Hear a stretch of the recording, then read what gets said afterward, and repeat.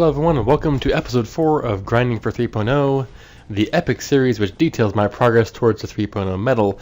Every episode is incredibly riveting, keeps you on the edge of your seat, and you never know what will happen next. In this episode, we have idle boosting like a boss, and as you can see, this Carmine is idle boosting like a boss. You can't do better than this.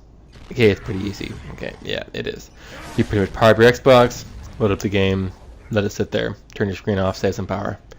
And you've got it down, so that anyone can idle boost. The main trick is combining your idle boost medals together so that you manage to get as many medals as possible while idle boosting. So that's what I'm going to show you guys how here, and of course also I'll give you a quick overview of how I set up my matches for optimum time. If you discovered a faster way, be sure to let me know in the comments so the rest of my viewers can gain the benefit of your wisdom. So, of course, the medals you can idle boost are the 6 game type medals, and of course the All Follows medal idle boost by itself along with them. And then you have 7 different medals which go along with it. The Battle Mistress, Hard Target, Leader, Sovereign, Skunker, Veteran, Match Winner medals can all be idle boosted while you're idle boosting your game types. And I'll just go through those really quick. Veteran is of course super easy. It only requires 4,000 matches, and you have to play 18,000 to get the stupid Father's medal, so that's going to happen. Battle Mistress is also incredibly easy. Just change your default character to a female, and you will get that no matter what game type you're idle boosting. Match Winner. If you set a second controller up, which I highly recommend, it helps with a lot of these things, and is essential for some of these idle boosting methods. The second controller makes it to where the odds are even again, so you will win half your matches. And out of 18,000, that's about 9,000 matches you'll win, which of course gets you your medal easily. You don't get ribbons unless the lobby is full, so some of your idle boosting medals, like say the Hard Target ribbon and the Leader, which is the Untouchable ribbon, you have to have the lobbies full to get those ribbons. Hard Target is one of those ribbons which works on itself while you're idle boosting your Execution, your TDM, and your Warzone medals, because you're standing in the back of spawn, usually you're the last person to die. Skunker is a medal which you think you would not be able to idle boost, but you can. A lot of people are having trouble with it. They have like 1,000 or so Skunkers to go, and they don't want to sit there and stomp on a team of casual bots for 1,000 matches. That gets pretty dull. Of course, you get some Skunker ribbons just playing along unless you are habitually terrible.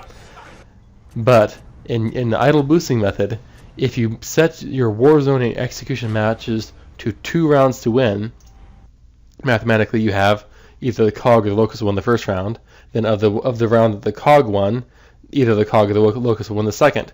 So you have a 1 in 4 chance of getting a Skunker ribbon just idle boosting with even teams. Of course, because there's an occasional stalemate thrown in, it's probably closer to 1 in 5. So in the 6,000 Execution and Warzone games you're going to play, if you have the win count set to 2, you'll probably wind up with about 1,300 or so Skunker ribbons. And hopefully that adds to your personal tally nicely to get you really close to your goal.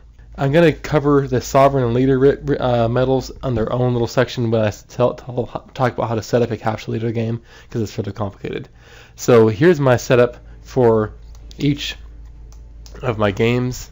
We'll just start up here. Of course, TDM, you want as low lives as possible, and 1 round to win. You want friendly fire on to maximize the death. And I give Phil just so you have a lot of bots out there running around and dying. Otherwise, if you have like one bot, it takes them forever to find each other. And I also like to set all the map up into boom shots. With friendly fire and everything with the boom shots, people kill each other very fast.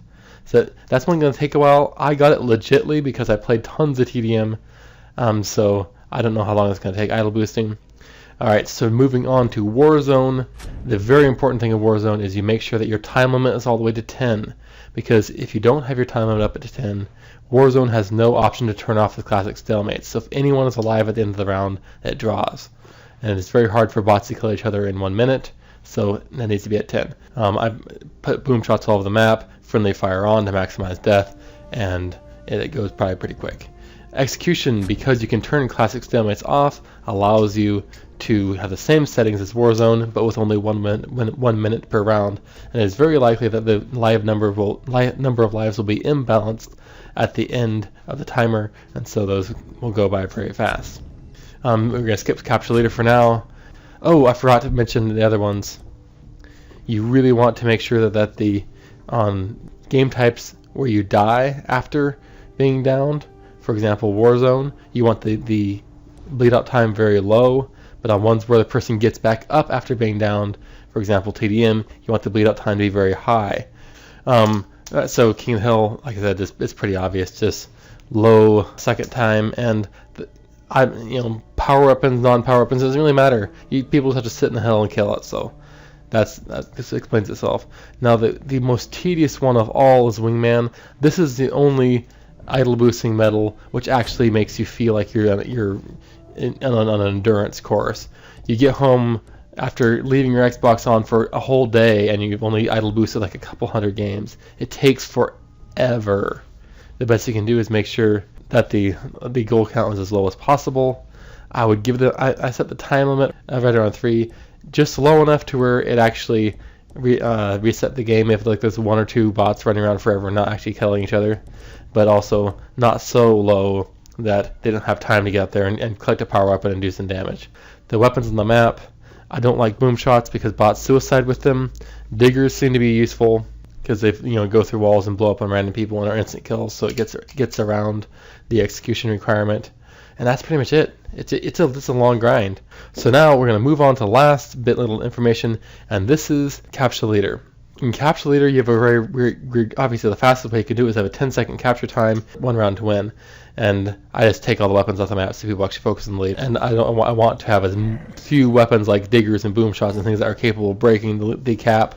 I don't want them on the map, so that's why I take them off. One thing I discovered idle boosting by yourself with Capture Leader is that the bots all get a shot at being leader before you do. So it cycles through every bot and then you finally get a chance. So this glitch really sabotages our chances at getting the Sovereign and Leader medals. Sovereign being win 500 rounds as the leader, and Leader being gather 300 untouchable ribbons, because you have to be the leader to get those ribbons. So here's the way I found to get around it. If you idle boost by yourself, you have to play 5 rounds to finally get the leader yourself, so that's a whole lot of idle boosting just to have 1 shot at being a leader and not any guarantee that you're going to win the round or not be capturable winning the round. And if you play with a player 2, with the second controller, player 2, after the first round, player 1 is the leader, but every round thereafter, player 2 is the leader on the first round, which is the only round you really want to play. So how you get around this, at least how I did, is I had another profile on my Xbox. So I signed everyone out, sign back in with a profile which is not yours, and then sign your profile in on controller 2, and then have the controller 1 set at the lobby, and they will be the leader of the first round. But every round afterward, you will be the leader. So every round you're the leader, which basically gives you an amazing chance of working on the Sovereign medal and getting the untouchable ribbons as the match goes along. Because amazingly, even though you have 2 idle players on one team, the enemy bot leaders charge right at you and are actually frequently captured in the 10-second time limit.